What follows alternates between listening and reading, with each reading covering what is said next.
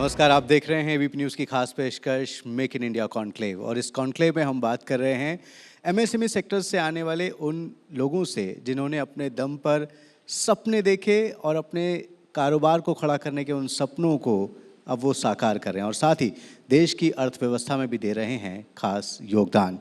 तो हमारे साथ बिना वक्त गवाए मैं कुछ मेहमानों से सीधे बातचीत का सिलसिला शुरू करता हूँ। मेरे साथ हिंदुस्तान प्लाईवुड इंडस्ट्री से ज़ियाउल हक साहब हैं। आप प्लाईवुड मैन्युफैक्चरिंग सेक्टर में हैं। ज़ियाउल हक साहब, ये एक ऐसा सेक्टर है जिसकी देश में बहुत डिमांड है और कोई भी सेक्टर, जब आप एक घर बनाने के बारे में सोचते हैं या आप कोई अपना दफ्तर बनाने के बारे में सोचते हैं तो प्लाईवुड उसकी एक बेसिक एसेंशियल नीड है।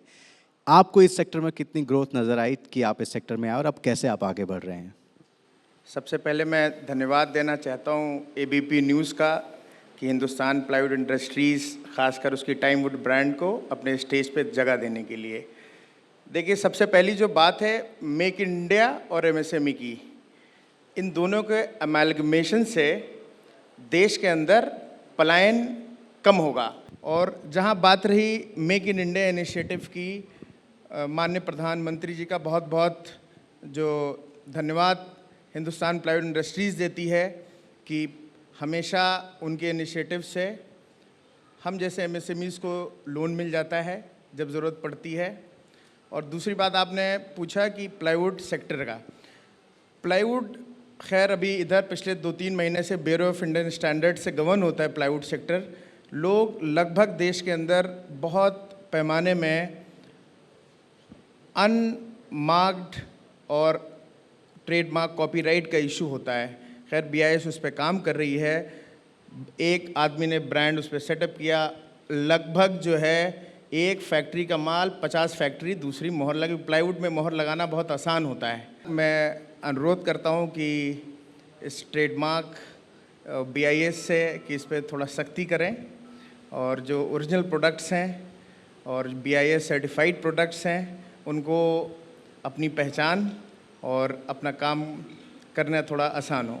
जी, अपनी पहचान और अपना काम करना आसान, ये जो आपने लाइंस दी है, मैं सीधे सवाल के साथ मैं पहुंचूंगा श्री मोहता आयुर्वेद प्राइवेट लिमिटेड से राजवंश जी के पास। आपको बहुत कम उम्र में अपने बिजनेस की कमान संभालनी पड़ी थी, तो क्या लर्निंग रही आपकी? In 1962, they started the unit. After that, they penetrated their medicines, their business across India. In 2020, I started helping my mother under his guidance. I started looking into marketing and sales as well as production. We are also contract manufacturer. हम बहुत सारी बड़ी बड़ी companies को, marketing brands को हम लोग supply करते हैं आयुर्वेदिक मेडिसिन्स। तो in the same manner we are working on a journey to establish a brand as a leading brand of India. So currently we are as a developing brand. जैसा कि मैंने आपको बताया, बैद्यनाथ का एक मुकाम हासिल करना, उस स्तर पे जाना, ये मेरे फादर का सपना था, उसको हमें साकार करना है। चलिए, बहुत शुभकामनाएं आपको। तो युवा शक्ति से हम थोड़े अनुभव की ओर चलते हैं। प्रदीप जी मुस्कुरा रहे हैं काफ़ी देर से मेरी तरफ देखकर। प्रदीप जी, आप smart roof solutions private limited से हैं, सोलर पैनल मैन्युफैक्चरिंग सेक्टर में आप हैं। सर, नया क्षेत्र है ये, आपने इसमें किस तरह से कदम बढ़ाए और अब कैसे आपकी कंपनी आगे ग्रोथ कर रही है? कुछ हमें, हमारे दर्शकों को कुछ विज़न दें आप अपने अनुभव से।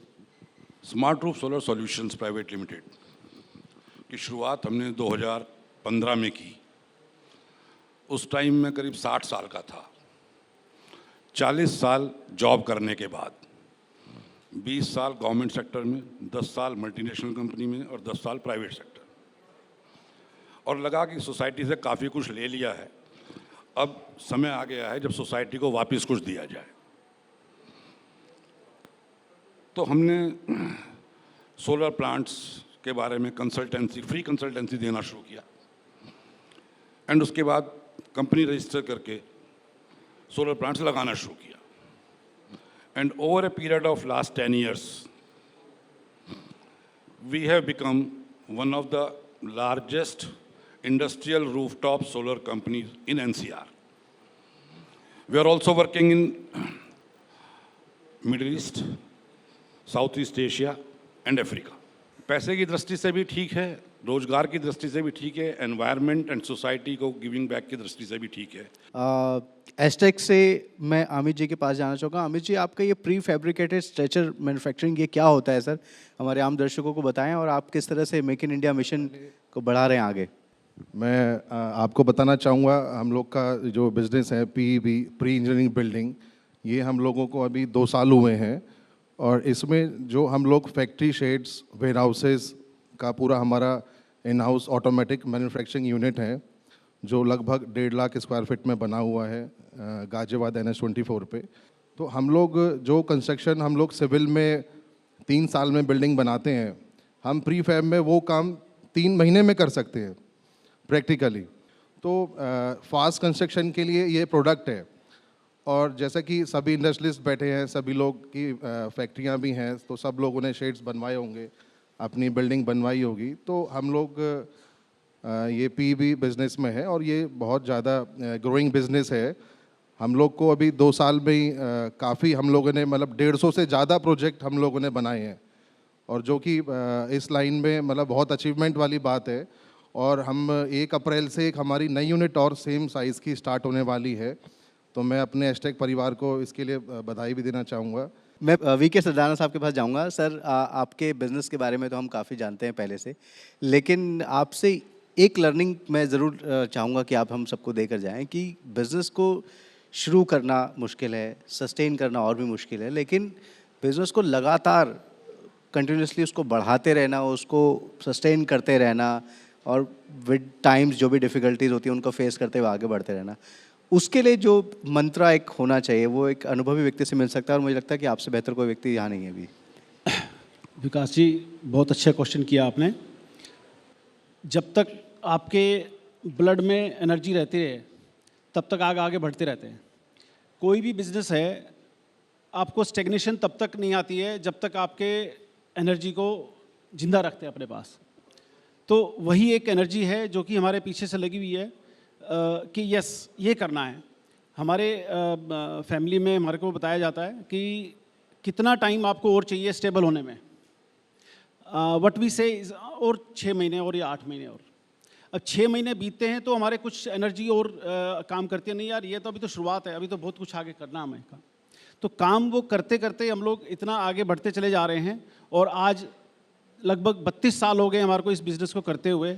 स्पैक न्यूमैटिक्स आज एक अच्छा ब्रांड ऑल ओवर इंडिया में सब जगह अवेलेबल है और ये ऐसा प्रोडक्ट है जो कि हर इंडस्ट्री की नीड है। आज की जो ज़रूरत है, मैन पावर की जो एक लैकिंग है, उसको कहीं ना कहीं ये प्रोडक्ट आपको जो है सपोर्ट करता है और मैन पावर की ऑटोमेशन में आपको ये बहुत बड़ा योगदान देता है हमारा प्रोडक्ट। तो और लो कॉस्ट प्रोडक्ट है, अच्छी उसकी एनर्जी है और अच्छा उसका जो है आपको आउटपुट मिलता है। कम पैसे में ज़्यादा काम लेना है तो न्यूमैटिक्स के साथ हमारे को ऑटोमेशन हर इंडस्ट्री की ज़रूरत है आज की डेट में और हर इंडस्ट्री में ये यूज़ होता भी है और किसी ना किसी तरीके से। और ये प्लांट अभी क्या है कि पहले हम लोग कुछ आज से 25 साल पहले हम लोग इसको इंपोर्ट किया करते थे और जैसे ही मोदी जी से हमारे को इंस्पायरेशन मिली मेक इन इंडिया की, आज की डेट में हमारे 5 प्लांट्स हैं जिसके अंदर 100% प्रोडक्ट जो है वो इंडिजिनस है, इंडिया में ही बना रहे हैं हम लोग, जो कि आज बड़े बड़े कंपनियां भी न्यूमैटिक्स कंपोनेंट्स को जो है इंपोर्ट करते रहे हैं। तो ये बहुत खुशी की बात है और मैं आप पूरी ABP टीम से यही थैंक्स करूंगा जी। यही हमारी एक कोशिश है कि आप जैसे उद्योगपति जो जिन्हें भारत बहुत आशा भरी नज़रों से देख रहा है, उनका नाम देश तक पहुंचे और देश के बाकी लोग जो आपको हमारे माध्यम से देख रहे हैं वो आपसे प्रेरणा लें और अपने व्यवसाय शुरू करें, स्वावलंबन की दिशा में आगे बढ़ें।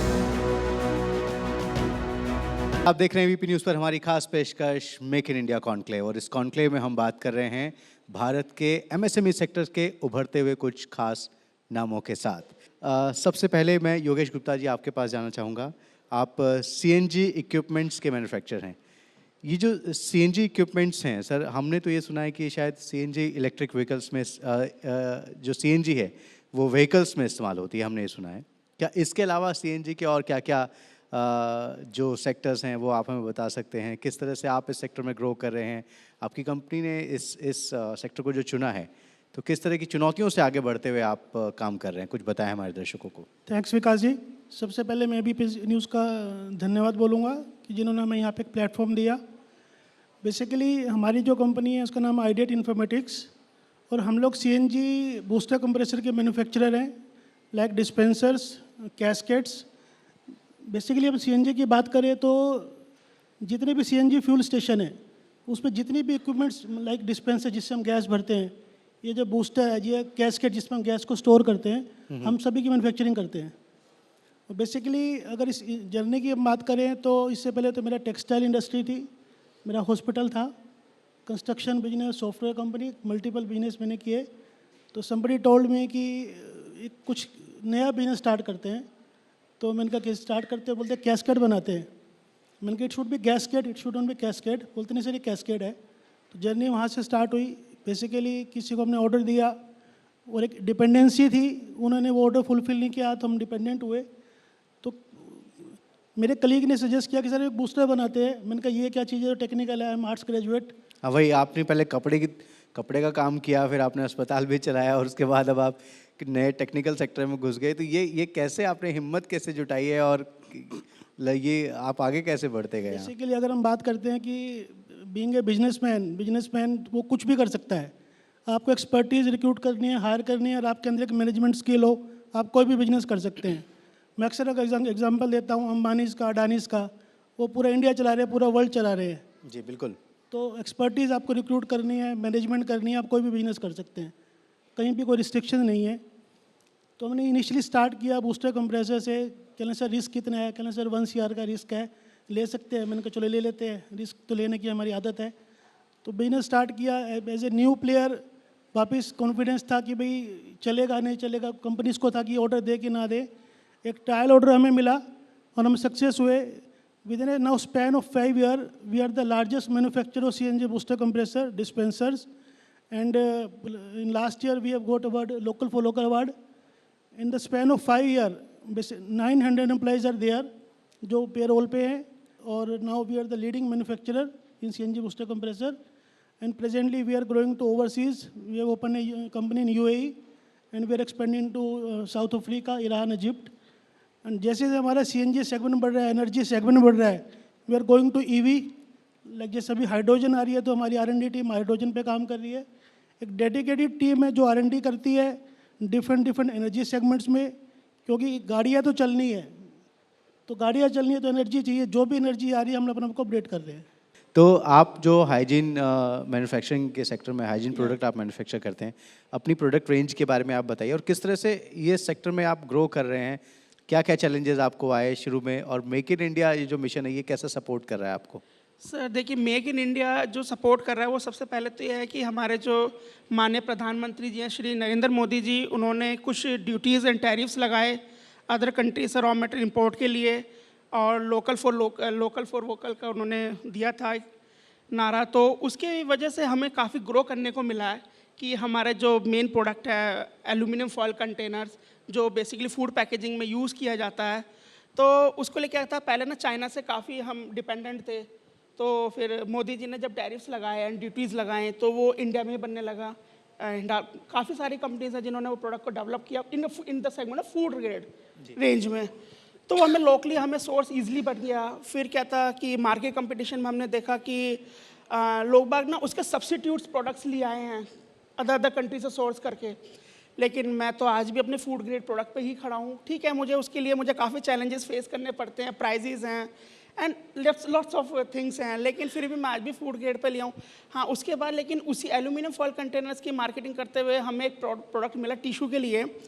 तो मैंने देखा कि यार टिशू ना हम लोगों की अभी इंडिया में इतना नहीं हुआ, लेकिन अगर हम लोग इसको मतलब अगर इंटरनेशनल लेवल पे लेके जाएं, क्योंकि बाहर की कंट्रीज़ में क्या, ओवरसीज़ मार्केट में क्या, वहाँ पे काफ़ी प्रमोट किया जाता है टिश्यूज़ को, वो लोग कहते हैं कि इसको यूज़ करें। तो फिर मैंने इस टिशू इसलिए शुरू किया, तो वहाँ से फिर मेरी जर्नी शुरू हुई। बेसिकली मेरी जर्नी फॉयल कंटेनर से शुरू हुई थी। तो और मेरा दोनों प्रोडक्ट ही सेम ही सेगमेंट के हैं। एक में हम लोग खाना पैक करते हैं और दूसरा ये है कि खाना खाने के बाद हैंड क्लीन कर लेते हैं। तो हमारे एक ही सेगमेंट के हमारे प्रोडक्ट हैं। और यहाँ से मेरी जर्नी शुरू हुई थी अप्रैल 2016 में। मैंने सबसे पहले डोमेस्टिक ही कैटर करी थी मार्केट, उसके बाद मैं ओवरसीज़ में भी गया। मैं आज भी नई नई रिसर्च एंड डेवलपमेंट्स करते रहते हैं कि हम लोग और क्या बेटर दे सकते हैं food grade, not for the quality compromise, क्योंकि हमारा जो प्रोडक्ट है वो हाइजीन है, अब फूड रिलेटेड प्रोडक्ट है, फूड पैकेजिंग प्रोडक्ट है। तो मैं हमेशा ये प्रायोरिटी यही रखता हूँ कि हम लोग कस्टमर्स को मतलब कंपटीशन के चक्कर में गलत प्रोडक्ट ना सर्विस करें। और मैं आज भी फूड ग्रेड ही प्रोडक्ट बनाता हूँ, मैं उसी तो पर अब आप focus करता हूँ। एक्सपोर्ट्स की तरफ देख रहे हैं कि नहीं? यस यस, ऑलरेडी हम एक्सपोर्ट्स की तरफ देख रहे हैं और मैं करता भी हूँ अभी रिसेंटली। तो लेकिन यह है कि मैं अपनी मार्केट एनहांस भी कर रहा हूँ कि जिससे कि हम बेटर टू बेटर प्रोडक्ट हम मार्केट को डिलीवर कर सकें। समय होगा तो मैं आपके पास जरूर वापस आऊंगा। मुझे Definitely, sure, सवाल आपसे anytime. पूछने का मन है। मैं शॉल्फिन सॉल्यूशन से हर्ष जी के पास चलूँगा। हर्ष जी, व्हीकल वार्निंग प्रोडक्ट्स जो हैं आपके, अगर आम भाषा में मैं अपने दर्शकों को समझाना चाहूँ तो आप क्या उन्हें समझाएंगे, क्या होते हैं ये व्हीकल वार्निंग प्रोडक्ट्स जिनको आप मैन्युफैक्चर करते हैं? सो व्हीकल वार्निंग प्रोडक्ट्स जो सायरन्स और पीए सिस्टम्स, जो एम्बुलेंसेज और फायर फाइटर्स, पुलिस व्हीकल्स में जो लाइट्स लगती हैं और जो सायरन्स बनते हैं, वो वी आर द मैन्युफैक्चरर और we are India's largest manufacturer for these parts. हम सारे OEMs को केटर करते हैं, whether it's Force Motors, Tata Motors, Mahindra, basically mostly all the chassis manufacturer in India. So this product is basically emergency vehicle solution. So हमारा main motive यही होता है कि जो भी हम पार्ट बना रहे हैं, all of it is used in emergency vehicle. अगर एक एम्बुलेंस में एक सायरन नहीं काम करता है, so it is just a normal vehicle and we don't consider it as an emergency vehicle, as an emergency solution. We consider it as a very I shall say कि बहुत ही ज़रूरी और बहुत ही टेस्टेड पार्ट लगना चाहिए, because जब ambulance में कोई पेशेंट होता है तो अगर उस टाइम पे सायरन ना बजे, so it is just a normal vehicle. तो उसी चीज़ को, उसी क्वालिटी को ध्यान में रखते हुए हम पिछले 20 साल से इस लाइन में हैं। I am the second generation of this business. मेरे फादर ने स्टार्ट किया था business, it's been 5 years now कि मैंने उनके बिज़नेस ज्वाइन किया है। एंड करंटली हमको मेक इन इंडिया का अवार्ड भी नेशनल काउंसिल से मिला था बैक इन 2016 और last year vocal for local भी हमको मिला है। जी हर्ष जी, लेकिन ये इस तरह का सेक्टर है कि यूजुअली जब कोई एस्पिरेशनल इंसान अगर अपना बिजनेस शुरू करना चाहता है, उसकी नज़र में दूर दूर तक ऐसा कोई बिजनेस ध्यान नहीं आता। तो दुष्यंत जी ने कभी आपको बताया कि उनके दिमाग में कैसे ये आइडिया है? आपके पिताजी ने बताया कि कैसे उनको ये इमरजेंसी व्हीकल वार्निंग जो है प्रोडक्ट, उसकी मैन्युफैक्चरिंग में जाना चाहिए, आइडिया कैसे क्लिक हुआ उनको? एंड हाँ, क्योंकि ये है भी वैसे भी बिजनेस टू बिजनेस सेक्टर का प्रोडक्ट है, कैसे ग्रो किया उन्होंने? चैलेंजेस बहुत रहे होंगे। बिल्कुल बिल्कुल सर, बैक इन 2004 और 5 आई विल से, तो even before that Chinese product बहुत थे मार्केट में। एंड तो चाइनीज़ प्रोडक्ट का प्रॉब्लम क्या है कि चाइनीज़ प्रोडक्ट दिखते बहुत सुंदर हैं और चल गए तो चांद तक, नहीं चले तो शाम तक। बिल्कुल ये वाला हिसाब है। एंड इवन इफ वो ख़राब भी हो जाते हैं, बट सिंस उसकी पैकेजिंग इतनी अच्छी होती है, वो दिखते इतने अच्छे हैं कि हमको फेंकने का मन नहीं करता। So same back in 2004-2005 Chinese companies dominate करती थी ये market. There were few local players, but Chinese companies dominate करती थी ये मार्केट। एंड मेरे फादर को लगा कि हम क्यों नहीं बना सकते हैं ये चीज़। एंड उससे पहले हम चाइनीज़ पार्ट जो आते थे, हमने उससे बेटर बनाया। वो हैलोजन बल्ब्स यूज़ करते थे। हमने इंडिया में सबसे पहले LEDs को इंट्रोड्यूस किया इस फील्ड में। करंट कंजम्पशन, बैटरी लाइफ बढ़ी व्हीकल्स की। तो धीरे धीरे करते करते, यस बहुत हर्डल्स थे। चाइनीज़ कंपनी जो पिछले 20-25 साल से थी हमसे पहले, उन्होंने भी काफ़ी हर्डल्स, कंपटीशन हमने फेस किया उनके साथ। But God has been kind.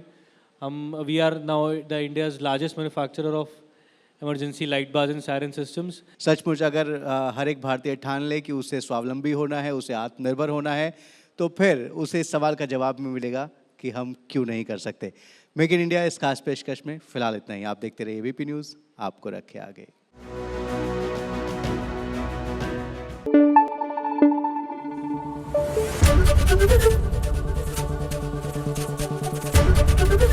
ABP news आपको रखे आगे।